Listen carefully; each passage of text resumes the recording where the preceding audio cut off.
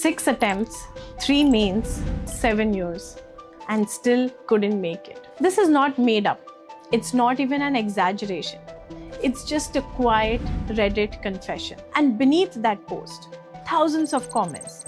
People saying, same year, 5 years have gone. My parents are getting older and I don't know who I am outside UPSC anymore. There's no outrage, there's no blame. It's just strangers who are consoling other strangers. Because this side of UPSC, nobody talks about. When more than 99.9% of people who try don't make it, something just doesn't sit right. Think about that for a second. In 2023, over 13 lakh people signed up for this exam. By the end of it, just over 1,000 had their names on the final list. The numbers are too large for this to be just a personal failing. At that scale, it stops being about who worked hard enough. It becomes a structural reality that the system has never openly acknowledged. Which makes you wonder, why do lakhs of people keep showing up every single year? And the bigger question is, if not UPSC, then what else is there? So we started digging. But first, let's understand what UPSC is. Let me take you back to 1947, April 21st. India is not yet independent. Sardar Vallabhbhai Patel is standing in front of the first batch of administrative officers. He does not congratulate them. He does not make any promises. He lays down a code. Integrity. Serve without fear, favor and expectations of rewards. Impartiality. Serve as an instrument to the Constitution. Duty. The future of the service, he said, depends entirely on your character, ability, and the spirit of service that you choose to display. The exam will get you in the door.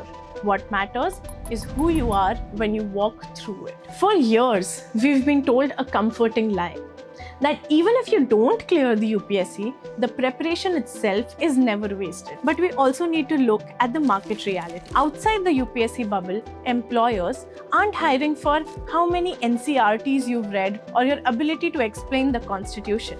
They are looking for technical capability, portfolios, and experience, the very things an aspirant sacrifices. Let's look at two graduates, Arav and Kiran. Both are 22, smart and ambitious, but their paths diverge right here. Arav chooses the UPSC dreams, Kiran chooses higher education abroad. Year 1, Arav moves to a rented room in Delhi, 12 hours, study days, funded by his parents. Kiran starts a master's degree on student loan, starts working on projects through internships. Now year 2 and 3, Arav is caught in the cycle, bigger syllabi, same competition, and total uncertain. Meanwhile, Kiran graduates and receives that first salary. For year 4 and 5, for Kiran, student loans start reducing with monthly EMI. For Arav, everything still hinges on that one single result. By year 5, Kiran has gotten enough experience and is waiting for the promotion, while Arav may still be preparing, attempts after attempts, still dependent on his parents. While Kiran gradually progressed to a better paying position, Arav lost 15 to 30 lakhs of potential salary in those 5 years. It would have all made sense if he cleared the exam and became an IAS or IPS officer. But in reality,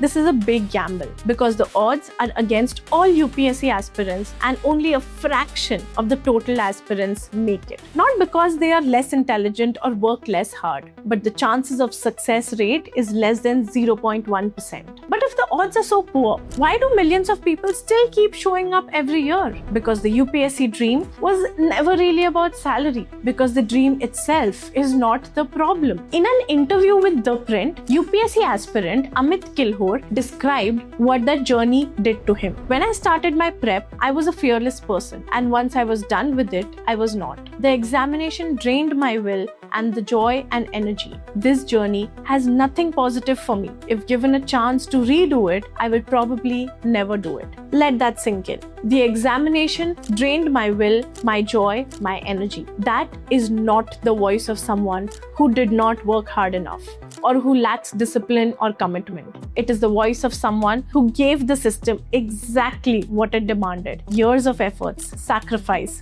uncertainty, and hope, only to find himself at the starting point again. And perhaps that is the darkest part of the UPSC story. The examination doesn't just filter candidates. For many people, it consumes some of the most formative years of their lives, asking for everything upfront while promising nothing in return. It's not like there are no other options apart from UPSC. Graduates from Harvard, Stanford, and MIT go on to work with organizations like United Nations, World Economic Forums, become policymakers and change makers, creating the impact that they once dreamt of on a global scale through a global platform. Getting into Harvard is considered as one of the hardest academic achievements in the world. Harvard accepts roughly around 4% of its applicants. Stanford also accepts around 4% of its applicants, and MIT accepts about 5%. These are institutions people across the world spend years preparing for. Their names are synonymous with excellence, competition, and prestige. And yet, compared to UPSC,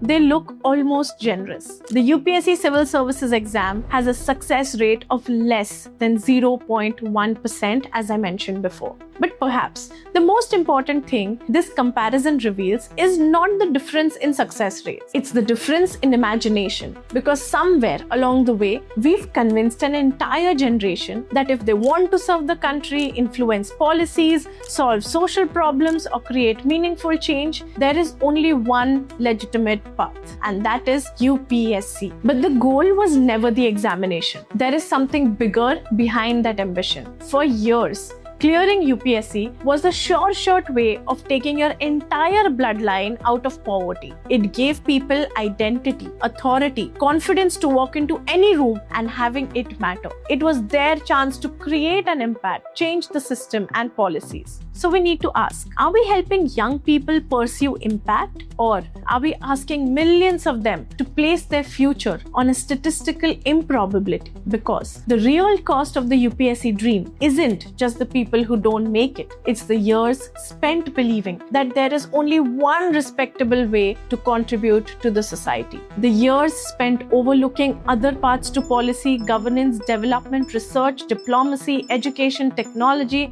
entrepreneurship, and public service. Paths that may offer a greater chance of success, a wider global platform, and just as much opportunity to create meaningful change. It's a wasted potential of how young Indians who spend their most productive years preparing for an exam without generating employment, value, or anything that helps in the growth of the country. It's not about 13 lakh aspirants competing for roughly 1,000 seats. It's about 13 lakh young Indians investing time, energy, and some of the most productive years of their lives into a process where more than 99.9% will not even reach the finish line. For the few who succeed, the rewards are definitely extraordinary. But for everyone else, there is no equivalent safety net, no degree at the end of the journey, no work experience, no guaranteed pathway into another career, and that is the conversation we rarely have. This was just our attempt to start that conversation. I hope it was helpful.